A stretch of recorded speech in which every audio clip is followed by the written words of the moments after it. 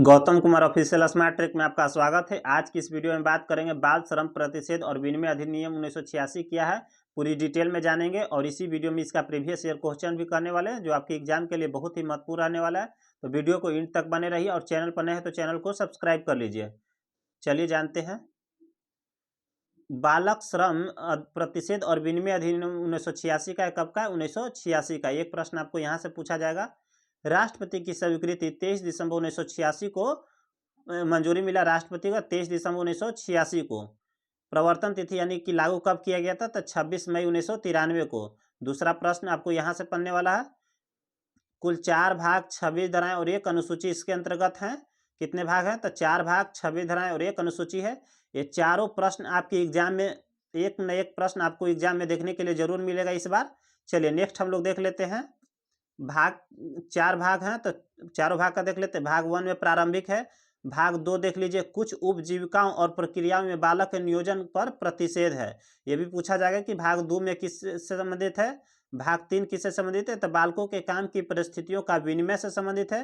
भाग 4 प्रकीर्णन से संबंधित है यानी कि बिखराव से। भाग ए और भाग बी में है, तो भाग ए किससे संबंधित है, उपजीविका से संबंधित है।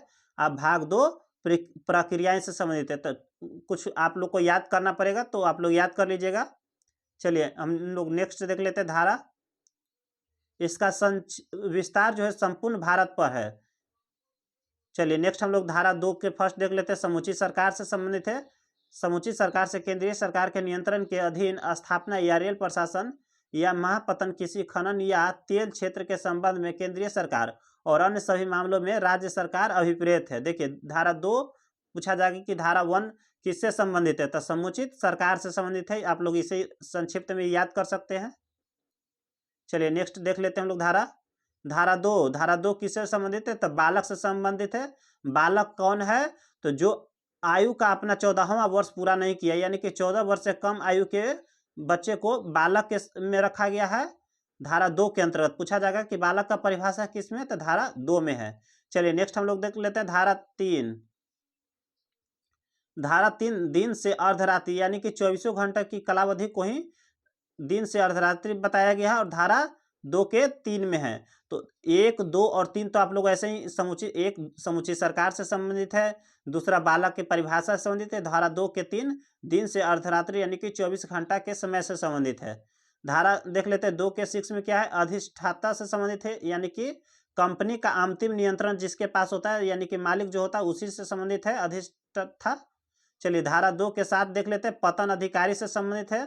धारा 2 के 8 से क्या है, विहित से धारा 18 के अधीन बनाए गए नियमों द्वारा विहित अभिप्रेत है नियम बनाने की शक्ति समस्त सरकार के पास, समुचित सरकार के पास है। चलिए यहाँ आप लोग का इंपॉर्टेंट 1 है, 2 है और 3 यहाँ है। चलिए नेक्स्ट हम लोग देख लेते हैं। धारा 4 के अंतर्गत केंद्र सरकार अनुसूची में संशोधन कर सकती है। कितनी अनुसूची है, तो 1 अनुसूची है, उसमें केंद्र सरकार संशोधन कर सकती है। धारा 4 में बताया गया। धारा 5 कहता है बाल श्रम तकनीकी सलाहकार समिति का प्रावधान है। धारा 5 में किसमें है, धारा 5 में बाल श्रम तकनीकी सलाहकार समिति का प्रावधान किया गया है, जिसके अंतर्गत केंद्रीय सरकार द्वारा गठित किया जाएगा और समिति में 1 अध्यक्ष और 10 सदस्य मिलकर बनेंगे। देखिए यहाँ प्रश्न पूछा जाता है कि धारा 5 किससे संबंधित है, तो बालक श्रम तकनीकी सलाहकार समिति से संबंधित है। और इसको कौन गठित कर सकती है, तो केंद्रीय सरकार गठित कर सकती है, जिसमें एक समिति में अध्यक्ष और 10 सदस्य मिलकर बनेंगे। चलिए नेक्स्ट हम लोग देख लेते हैं। धारा 7 देखिए, धारा 7 क्या कहता है, तो धारा 7 कहता है कि शाम 7 बजे से प्रातः 8 बजे के बीच काम करने की अपेक्षा नहीं की जाएगी। शाम 7 बजे से सुबह 8 बजे तक धारा 7 में है। तो इसे सिंपली याद कर सकते हैं कि शाम 7 बजे से, धारा 7 में बताया गया कि शाम 7 बजे से सुबह 8 बजे तक काम करने की अपेक्षा नहीं की जाएगी। धारा 8 कहता है कि साप्ताहिक अवकाश से संबंधित, यानी कि सप्ताह में 1 दिन की अवकाश की संपूर्ण मानने की अनुज्ञा है, यानी कि छुट्टी देना है। धारा 8 में, यानी कि 7-8 कंप्लीट हो गया, 7 यानी कि 7 से शाम 7 बजे से 8 बजे तक काम नहीं करने की अपेक्षा धारा 8 में साप्ताहिक छुट्टी से संबंधित है। चलिए धारा 13 देख लेते हैं। तो बालक के स्वास्थ्य और सुरक्षा से संबंधित है। ये प्रश्न एग्जाम में पूछे जाते हैं, बहुत ही इंपॉर्टेंट है, आप पूछे भी गए हैं। तो धारा 13 क्या है, बालक के स्वास्थ्य और सुरक्षा से संबंधित है। धारा 14 शास्ति का प्रावधान है, जिसके अनुसार धारा 3 के उल्लंघन में नियोजित करने पर वह कारावास जिसकी अवधि 3 माह से कम नहीं होगी, यानी कि 3 वर्ष से 3 माह से 1 वर्ष के बीच में आप लोग की सजा हो सकेगी। जुर्माना 10,000 रुपये से 20,000 रुपये तक की हो सकेगी। किसमें? तो धारा 14 के अंतर्गत शास्ति का प्रावधान है जिसमें। चलिए, तो इसको भी आप लोग इम्पोर्टेंट है तो आप लोग इसे लिख लीजिएगा और याद भी कर लीजिएगा। चलिए नेक्स्ट हम लोग देख लेते हैं धारा 17 हम लोग देख लेते हैं। धारा 17 के अंतर्गत निरीक्षक की नियुक्ति समुचित सरकार द्वारा किया जाएगा, वह लोक सेवक समझा जाएगा। धारा 17 क्या कहता है? निरीक्षक की नियुक्ति यानी कि जांच पड़ताल करने की वाले की नियुक्ति की जाएगी और किसके द्वारा? समुचित सरकार के द्वारा किया जाएगा, जो लोक सेवक समझा जाएगा। धारा 17 में है। चलिए धारा 21 क्या कहता है? कठिनाइयों को दूर करने की शक्ति केंद्रीय सरकार के पास है, धारा 21 में। चलिए हम लोग प्रीवियस ईयर क्वेश्चन भी कर लेते हैं और बहुत ही इंपॉर्टेंट है आपके एग्जाम के लिए, तो जरूर देखिए इसको। विगत परीक्षा में पूछे गए प्रश्न है। तो बाल श्रम प्रतिषेध और विनिमय अधिनियम 1986 की धारा 2 किससे संबंधित है? तो धारा 2 के 1 किससे संबंधित है बताइए आप लोग? तो समुचित सरकार से संबंधित है। समुचित सरकार से संबंधित है। धारा 2 का 2 किससे संबंधित है? तो बालक से संबंधित है, यानी कि राइट आंसर हो जाएगा हम लोग का बी। बालक किससे संबंधित है? तो जो आयु का 14वां वर्ष पूरा नहीं किया है वो बालक से संबंधित है। 2 के 2 में है, राइट आंसर हो जाएगा हम लोग का बी। चलिए नेक्स्ट हम लोग देख लेते हैं बाल श्रम प्रतिषेध और विनिमय अधिनियम 1986 की धारा 5 के तहत बालक श्रम तकनीकी सलाहकार समिति का गठन किया जाएगा। किसके द्वारा किया जाएगा? तो केंद्रीय सरकार के द्वारा किया जाएगा। अभी हम लोग पढ़े हैं कि तकनीकी बाल श्रम तकनीकी सलाहकार समिति में 1 सदस्य अध्यक्ष होंगे, 10 सदस्य होंगे। और धारा 5 में दिया गया था और धारा 4 में दिया गया था। एक अनुसूची है जिसमें संशोधन कौन कर सकती है? तो केंद्र सरकार इसमें संशोधन कर सकती है। 4, 5 देख लिए, 7 आपको बता ही दिए हैं कि शाम 7 बजे से 8 बजे तक काम करने की अपेक्षा नहीं की जाएगी। धारा 8 क्या कहता है? कि साप्ताहिक अवकाश से संबंधित है। 13 क्या कहा था? कि स्वास्थ्य बालक के स्वास्थ्य से संबंधित है। तो इतना आप लोग याद कर लीजिएगा थोड़ा नोट्स में लिख कर। चलिए केंद्र सरकार से द्वारा किया जाएगा। चलिए नेक्स्ट हम लोग देख लेते हैं बाल श्रम प्रतिषेध और विनिमय अधिनियम 1986 में परिभाषित बालक अभिप्रेत है। बालक की परिभाषा 2 के 2 में दिया गया था। और क्या है? तो जिसने 14 वर्ष की आयु पूर्ण नहीं किया, राइट आंसर हो जाएगा हम लोग का ए। चलिए नेक्स्ट प्रश्न हम लोग देख लेते हैं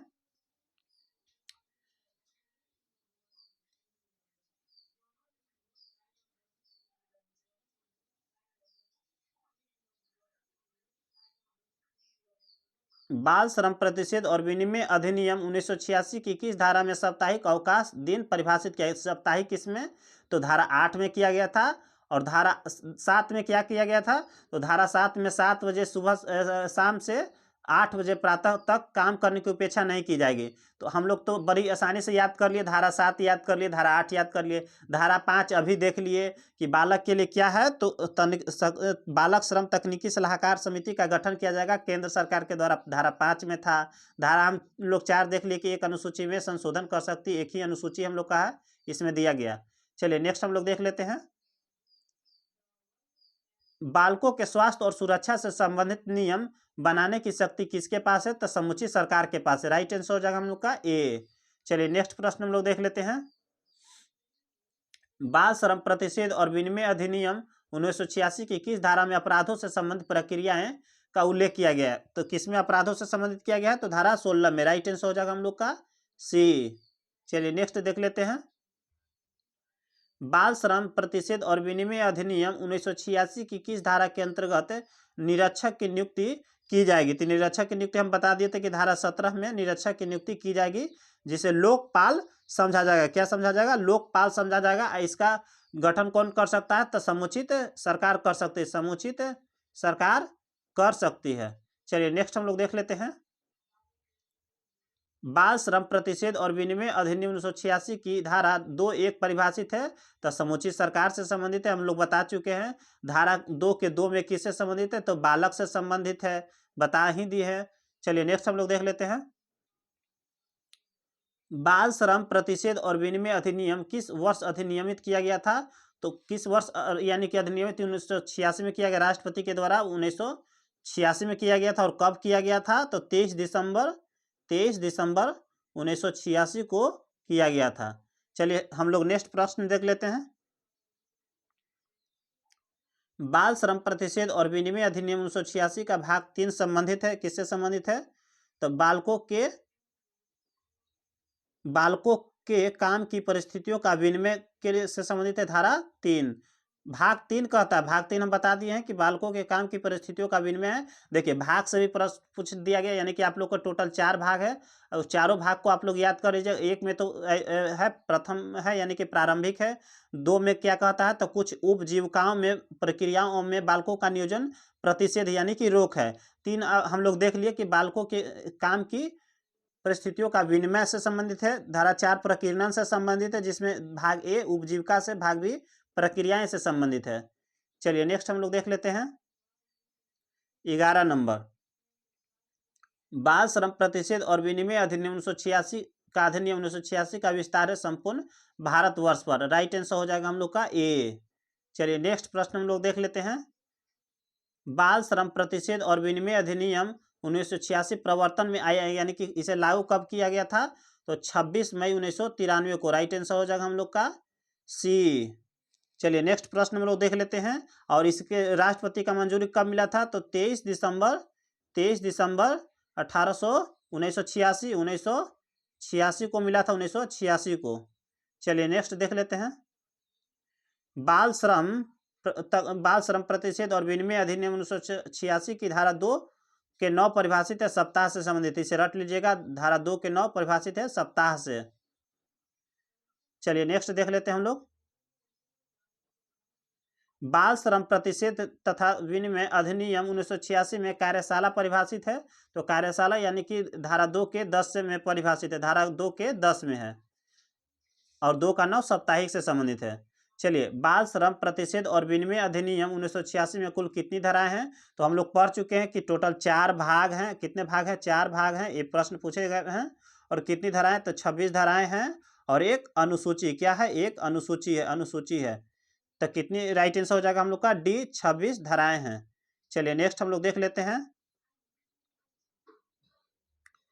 बाल श्रम प्रतिषेध तथा विनिमय अधिनियम 1986 में कितनी अनुसूची है, तो एक ही अनुसूची था, 4 भाग था, 26 धाराएं थी।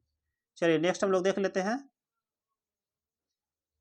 बाल श्रम प्रतिषेध और विनिमय अधिनियम 1986 में काम के घंटे और कालावधि परिभाषित की गई है, तो 7 घंटे परिभाषित की गई। कितने घंटे काम करने के लिए, 7 घंटे, इससे ज़्यादा नहीं। चलिए नेक्स्ट हम लोग देख लेते हैं, बाल श्रम प्रतिषेध और विनिमय अधिनियम 1986 की धारा 13 संबंधित है, तो किससे संबंधित है, स्वास्थ्य और सुरक्षा से। बताए हैं कि 13 किससे संबंधित, स्वास्थ्य और सुरक्षा से भी प्रश्न पूछे गए हैं। चलिए नेक्स्ट हम लोग देख लेते हैं, बाल श्रम प्रतिषेध और विनिमय अधिनियम 1986 की धारा 13 संबंधित है, तो 14 किससे संबंधित है, शास्त्रियों से संबंधित है। राइट आंसर हो जाएगा ए। और इसमें बताया गया था कि 3 माह से अगर नियोजित किए जाते हैं तो 3 माह से लेकर 1 साल की सजा हो सकती है, या 10,000 से लेकर 20,000 तक आप लोग का जुर्माना लगाया जा सकता है। इसमें बताया गया था धारा 14 के शास्त्रियों से। चलिए नेक्स्ट हम लोग देख लेते हैं, बाल श्रम प्रतिषेध और विनिमय अधिनियम 1986 की धारा 22 संबंधित है, किससे संबंधित है, ए निरसन और व्यावृत्ति से। राइट आंसर हो जाएगा हम लोग का ए, निरसन और व्यावृत्ति। चलिए नेक्स्ट हम लोग देख लेते हैं, बाल श्रम प्रतिषेध और विनिमय अधिनियम 1986 के अनुसूची का भाग ए संबंधित है, किससे संबंधित है, उपजीविका से। हम उपजीविका संबंधित है, भाग ए, अनुसूची का भाग ए किससे संबंधित है, उपजीविका से। राइट आंसर हो जाएगा हम लोग का बी। चलिए नेक्स्ट हम लोग देख लेते हैं, बाल श्रम प्रतिषेध और विनिमय अधिनियम 1986 को राष्ट्रपति की अनुमति प्राप्त कब हुई, तो 23 दिसंबर 1986 को। देखिए ये भी प्रश्न पूछ दिया गया, राइट आंसर हो जाएगा हम लोग का ए, 23 दिसंबर 1986। चलिए नेक्स्ट देख लेते हैं प्रश्न, बाल श्रम प्रतिषेध और विनिमय अधिनियम 1986 में कुटुंब परिभाषित है, किसमें परिभाषित है, धारा 2 के 5 में। राइट आंसर हो जाएगा हम लोग का ए। चलिए वीडियो कैसा लगा कमेंट में जरूर बताइएगा। चलिए आज के लिए इतना ही, जय हिंद।